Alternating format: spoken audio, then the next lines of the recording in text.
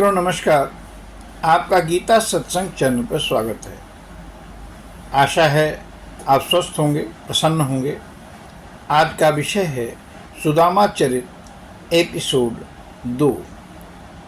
तो आइए एपिसोड 2 में हम प्रवेश करें। जो मित्र नए हों वो कृपया चैनल को सब्सक्राइब कर दें, बेल आइकन को प्रेस भी कर दें।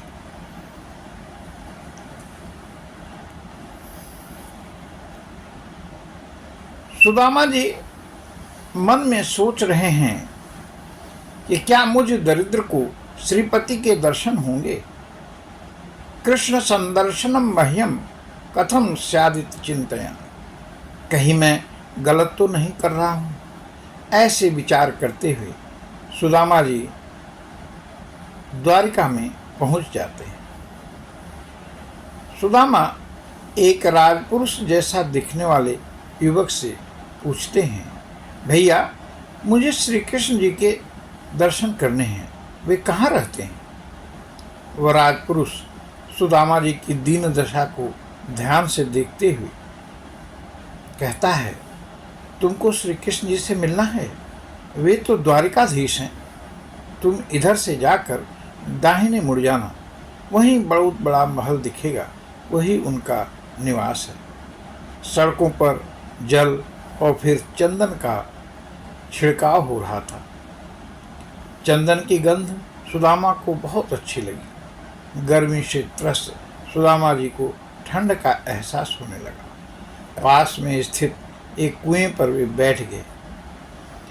सुदामा जी एक महिला से जो कुएं से जल भर रही थी और श्री कृष्ण के गुणों को गाती जा रही थी कहने लगे, बहन थोड़ा जल मिलेगा। महिला बड़े प्रेम से बोली, क्यों नहीं देवता, आप जितना जल चाहें ले सकते हैं। गिलास दिया, जल दिया। वे पीने ही जा रहे थे कि महिला ने कहा, पंडित जी आप ये मिष्ठान भी लीजिए।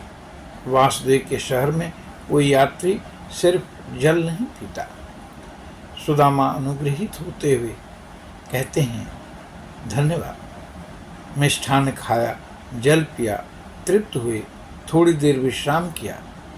फिर राजपुरुष ने कहा, ब्राह्मण देवता दोपहर हो रहा है, आप भोजन कर लीजिए, क्योंकि द्वारकाधीश का आदेश है कि कोई प्राणी दोपहर शाम बिना भोजन के न रहे।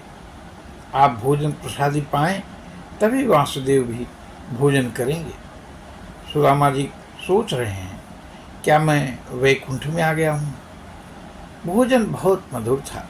कई दिन से भूखे सुदामा भोजन पाकर तृप्त हो गए। राजपुरुष कहता है, आप कहाँ जाएंगे। सुदामा कहते हैं, गोविंद धाम। अब राजपुरुष आदर पूर्वक सुदामा जी को महल में ले जाता है। बाहर द्वारपाल से संदेश भेजा जाता है कि ब्राह्मण सुदामा पांडे मिलना चाहते हैं। द्वारपाल अंदर जाता है और द्वारकाधीश से कहता है, हे द्वारकाधीश आपकी जय हो। एक बड़ा ही गरीब ब्राह्मण जिसके पैर में जूती भी नहीं है, कटे फटे वस्त्र धारण किए हुए हैं, आपसे मिलने को कहता है और अपना नाम सुदामा पांडे बताता है।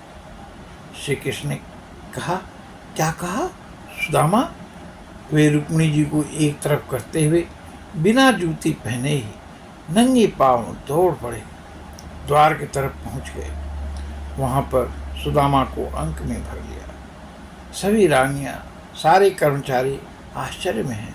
अरे ये कौन वीआईपी है जिसे द्वारकाधीश अंक में भर रहे हैं।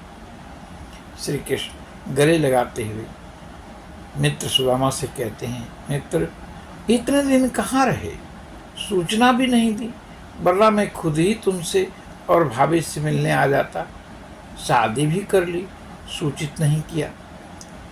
आदर से सुदामा को महल मिल जाते हैं, पलंग पर बैठाते हैं। श्री कृष्ण रुक्मिणी से कहते हैं, भामिनी ये हमारे मित्र पंडित सुदामा पांडे जी हैं, जो सांदीपनी आश्रम उज्जैन में साथ पढ़ते थे। रुक्मिणी जी यथोचित अभिवादन करती हैं, सम्मान करती हैं। पलंग पर बैठाकर श्री कृष्ण और रुक्मिणी ने पूजन सामग्री लाकर सुदामा की पूजा की। श्री कृष्ण जी स्वर्ण पात्र से पाद प्रक्षालन करते हुए कहते हैं, मित्र, आपके पैर में इतने घाव, और फिर प्रेम विह्वल हो रुदन करने लगते हैं। उनके आंसुओं से ही पैर धुल गया। चरण धुवन को सर से लगाया, पूरे महल में छिड़काव करवाया। रुक्मिणी जी चौर डुलाकर हवा कर रही। सुदामा जी आग की आरती उतारी गई। सभी उनके पाँव छुए। सुदामा ने सबको आशीर्वचन दिए।